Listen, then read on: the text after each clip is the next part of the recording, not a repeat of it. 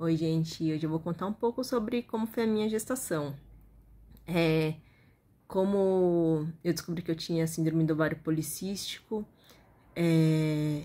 meu irmão estava tentando engravidar já fazia um tempo e não estava conseguindo, e aí eu passei numa dermato, e depois passei numa gineco para confirmar, né?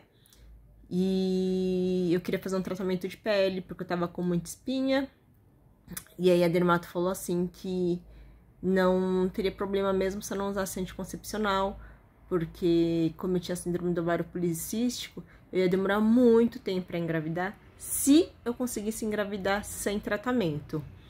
E aí eu tava sem convênio na época, eu conversei com uma enfermeira de um posto de saúde e ela me falou que para fazer tratamento eu ia precisar ficar 1 ano sem usar nenhum método contraceptivo.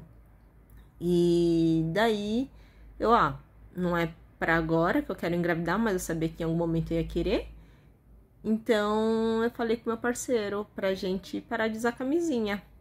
Eu sempre tive muita resistência com hormônio, com anticoncepcional, porque eu sei que a minha família, tanto parte de pai quanto de mãe, tem muita tendência à trombose, tem muito problema vascular.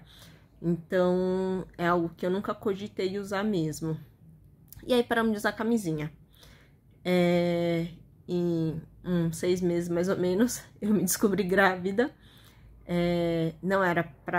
Não esperava que fosse tão cedo, mas foi um bebê bem querido, assim.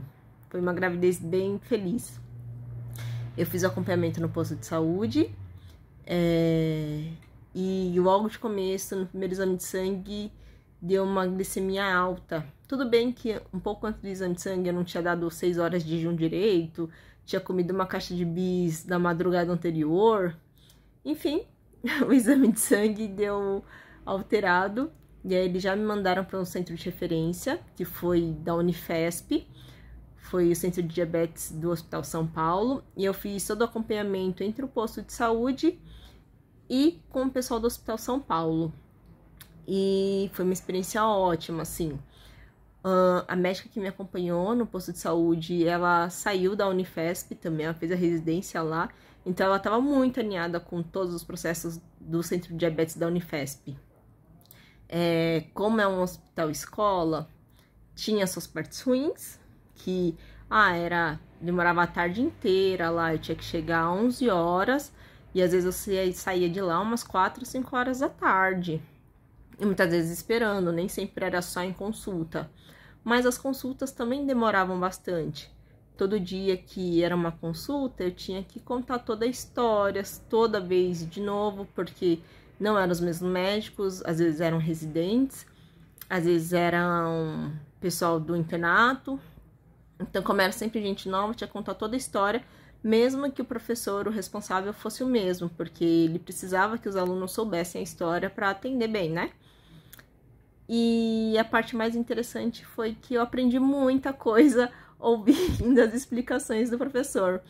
Então, por exemplo, eu tirava muitas dúvidas lá. Eles explicavam algumas coisas sobre crescimento, como que avalia. Sabe aquele aparelhinho que ouve o coração do bebê? Eu descobri que não é qualquer som que se ouve, que tem diferença entre ouvir cordão umbilical e coração do bebê.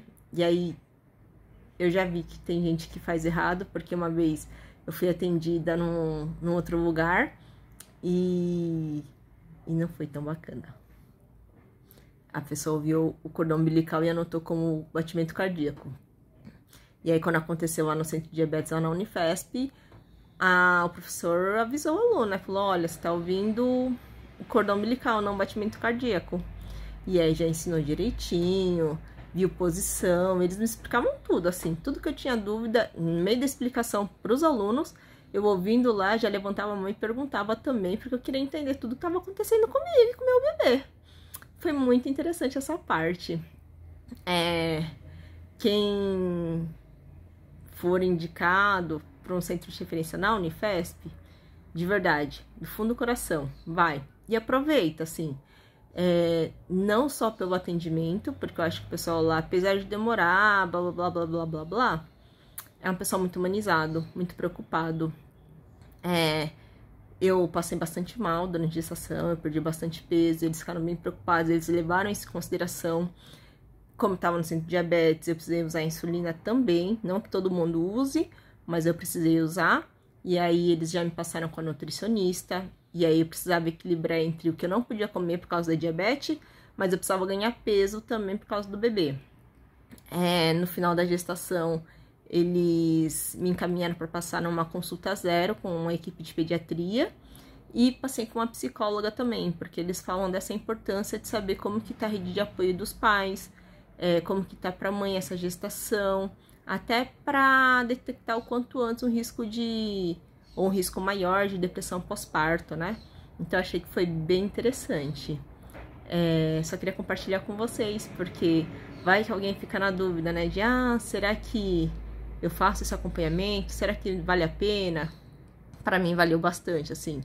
Eu sei que eu poderia ter feito em outro lugar, mas eu gostei bastante mesmo de ter sido acompanhada pelo pessoal da Unifesp. E é isso por hoje.